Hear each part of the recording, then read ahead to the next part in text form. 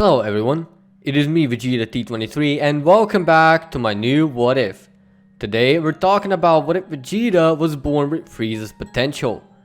Before I start, I'd like to mention that I created a Discord server for you to join. The link is in the description of this video, so if you'd like to join in and talk to me and the rest of my fans, it's there. I'd also like to mention that I created an Instagram so you can survey my very interesting life. I mainly post OSU stuff. Now back to the video. In the last part, we discussed about the arrival of the Saiyans in the future. The first thing they did is feed the survivors and try to get them to the hard time they had so far. Vegeta dished the area and went to Black, toying with him first and then taking him on, winning by using his mastered Ultra Instinct. Vegeta then met Zamasu and fought him. Defeating him was a bit hard though, as Zamasu spread himself all over the universe, trapping Vegeta as well. So when Earth and Vegeta were separated, Vegeta had to use Super Saiyan God to combat Zamasu. Zamasu then made a big mistake of revealing his true form of his to Vegeta, which Vegeta managed to defeat very easily, at an expense of Vegeta getting tuckered out afterwards due to the lack of oxygen in space and a lack of power in Vegeta from the strain of Ultra Instinct from before. After the duo has returned home, Zeno visited Goku about the tournament and it was arranged as simple as blinking. With the recap out of the way, let's continue the what if. In the Null Realm, the squad already set course to meet the other contestants. Vegeta and Goku were particularly interested in Jiren, a very powerful match from Universe 11. Goku wanted to take a crack at Jiren, so Vegeta let him, knowing Goku will screw up eventually. The battle started and Vegeta started cleaning right away, getting everyone gone from the face of the arena one by one. He even tested Trunks' student, which he got to Super Saiyan 2 before annihilating him as well. In just 10 minutes of the tournament, Vegeta has purged half the participants and got rid of 3 universes, all by himself. Goku in the meantime has gotten around to battling Jiren after taking down his friends. Jiren saw that Goku is no joke, so he powered up to 50% and hoped it would be enough. But Goku entered the Super Saiyan Blue 2 and started battling Jiren.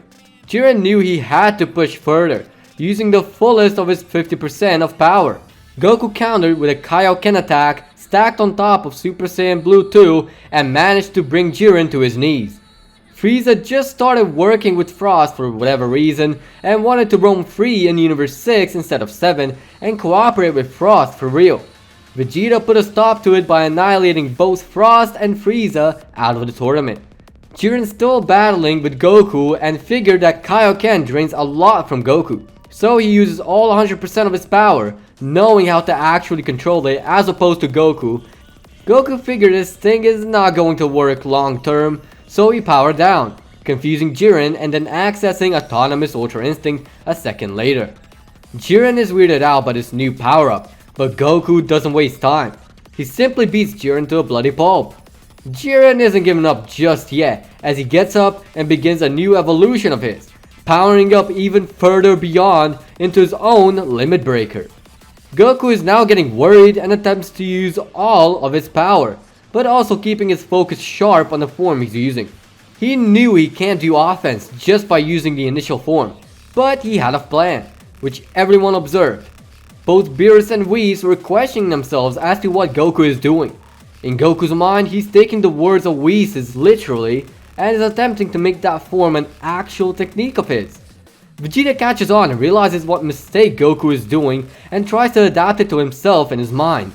Vegeta also realizes that all this letting through of Goku's is draining a lot of energy from him due to Jiren's offensive. Goku then tuckers out and is rescued by Vegeta, who came in clutch. Vegeta then enters the mastered version of Ultra Instinct right from the start and begins to learn its properties mid-battle. Jiren became annoyed at the fact Vegeta now entered and is expecting of him to fall just like Goku did. But Vegeta held on, not even breaking a sweat, but just taking everything he can gather from the form in and learning to adapt it into a technique. Whis catches on and tells that to everyone, saying Vegeta is evolving every second he's in this tournament and telling everyone Vegeta's plan, even though only Freeza, Shin and Beerus are on the benches, observing. Everyone else feels pretty much useless in this battle royale because of Goku and Vegeta defeating everyone. Back to Vegeta, he takes into account everything he studied upon during the entire battle with Jiren and pauses the fight for him to evolve into a higher state, which allowed him to use Ultra Instinct as a technique, realizing how easy it actually was. Well, at least for him. Jiren is attacking again, but all Vegeta does to prove himself as a victor is dodging Jiren's attack and kicking him hard in the spine to push him into the void, reappearing on the bleachers. Vegeta knew this was coming, and so, with everyone cleared and all universes destroyed, Vegeta figured that the multiverse would be desolate without anyone in it, so he restores the universes as his wish. Freeza isn't revived in this scenario because he made fun of himself and didn't deserve it, so by Beerus' command, he was sent back to the Flower Garden where he was destroyed indefinitely by Beerus. With the Tournament of Power won as easy as that, our heroes are back to their place, enjoying the peace. After a few months following the Tournament of Power, Goku is on Earth, training with his sons and the other Z fighters. Vegeta on the other hand is on Beerus' planet along with his son Trunks, as the two are training to get stronger and better at excelling with their abilities. Trunks has managed to close the power gap and base with his father, and Whis is teaching him better God Ki control, knowing he has so much more potential.